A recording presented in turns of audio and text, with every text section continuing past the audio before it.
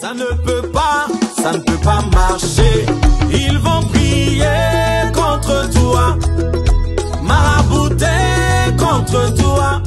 Ma Bible au quotidien, le verset du jour. Philippiens chapitre 1, le verset 6, je cite.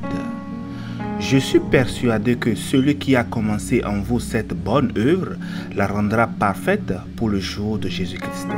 Fin de citation, glorifions le Seigneur. Le verset du jour nous rappelle que Dieu peut utiliser même les moments les plus difficiles pour accomplir son œuvre en nous et nous faire grandir en Christ. Bien-aimés dans le Seigneur, avant de nous plonger dans ce verset, regardons brièvement le contexte en amont et en aval. Paul a écrit cette lettre aux Philippiens alors qu'il était en prison.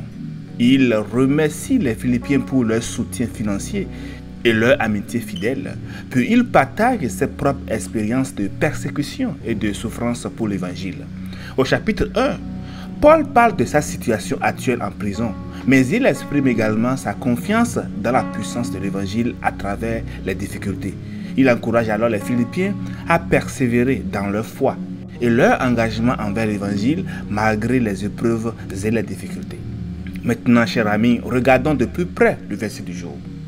Les mots-clés de ce verset sont « bonne œuvre »,« rendra parfait » et « jour de Jésus-Christ ».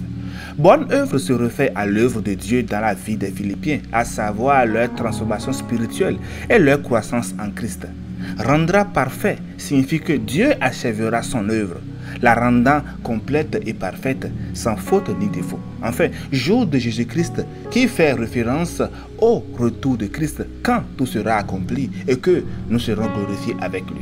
Bien-aimés, l'exhortation ici est que nous devrions avoir confiance dans la puissance de Dieu pour accomplir en nous ce qu'il a commencé.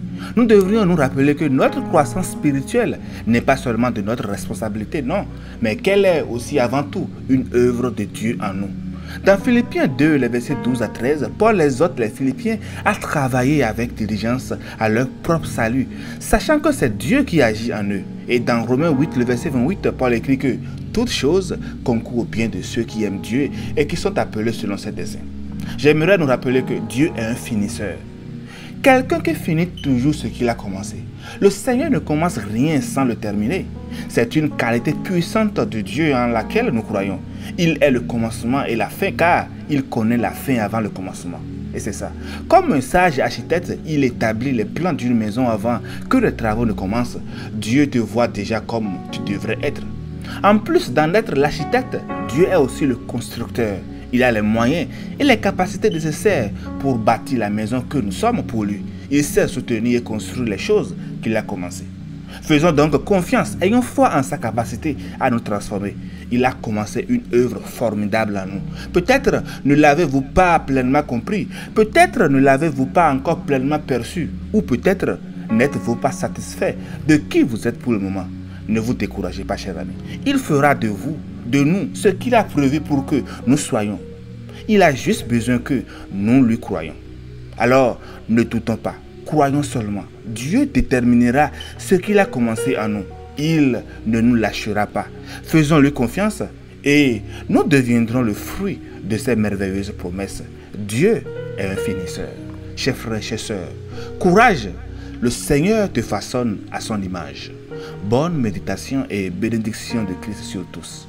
Alléluia chez vous. Ça va marcher, mon commerce en Jésus, mon mariage en Jésus.